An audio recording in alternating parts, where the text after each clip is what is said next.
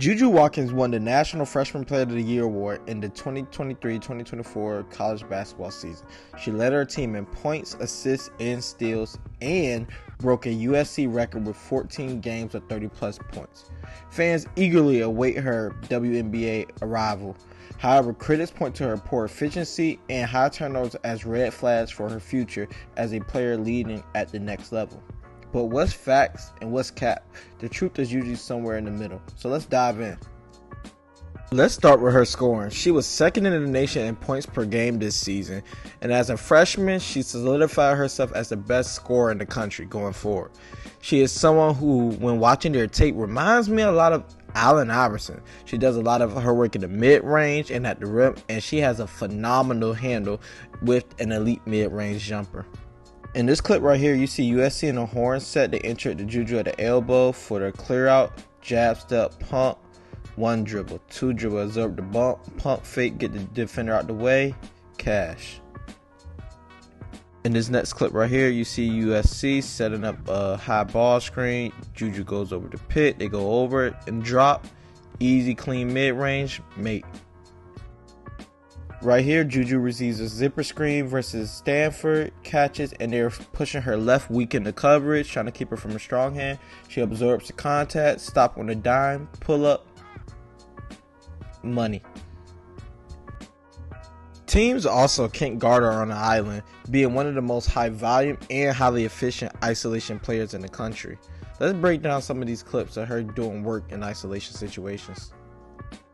Right here, she receives the ball, spreads out, sets up the floor, gets into her size up, hezzy cross, absorb the contact, snatch through, hesitation to get defender off balance, gets to her sweet spot, cash.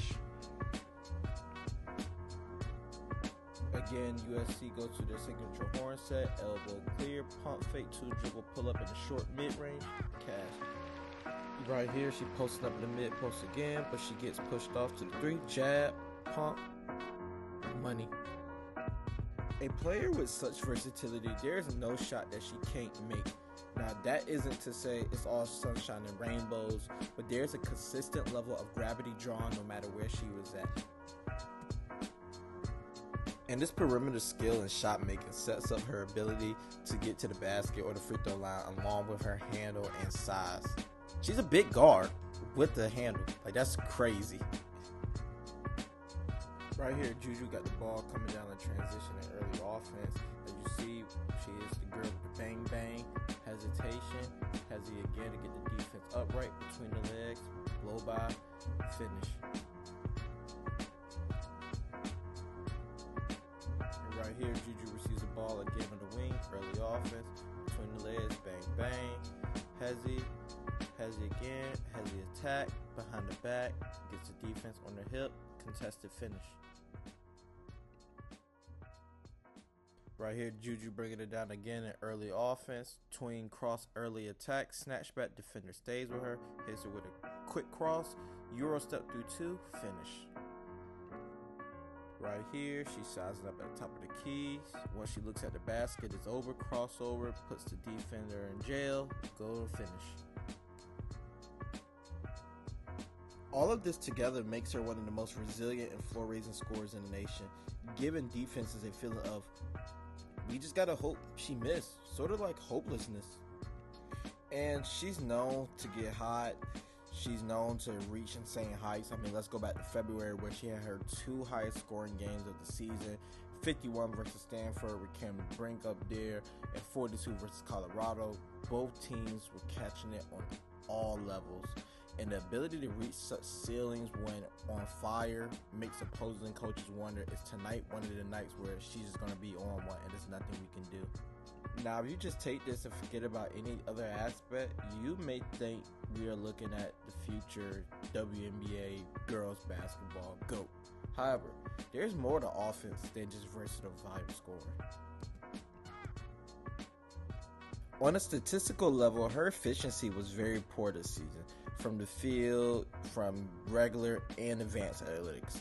Now, some of her fans may say she doesn't have help. However, I liken this more to a skill and, most importantly, decision-making issue than a help issue.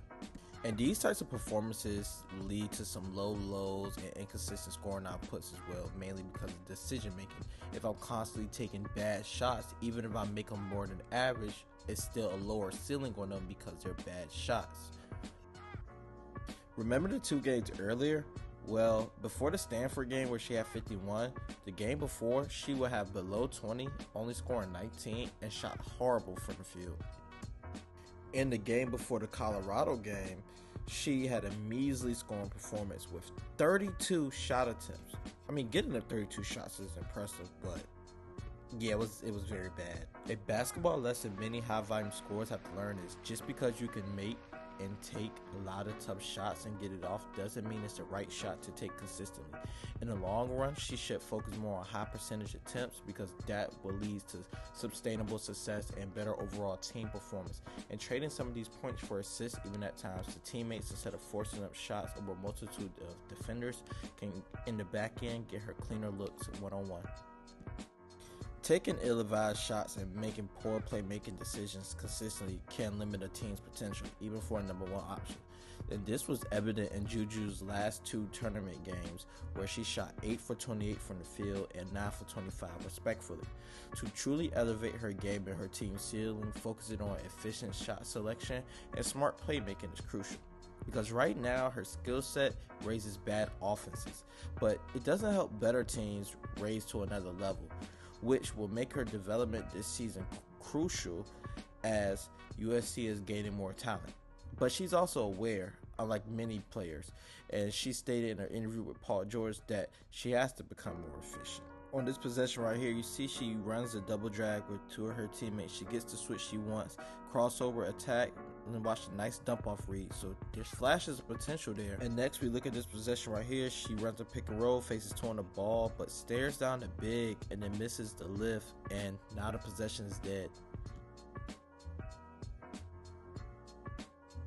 Right here, another example. She has a teammate streaking up the sideline, instead just lackadaisically dribbles up for a bad shot and a miss. Now, this isn't a harp on her, as Oscar Robertson famously said, the hardest thing in basketball is knowing when to shoot and when to pass, and JuJu is learning that now.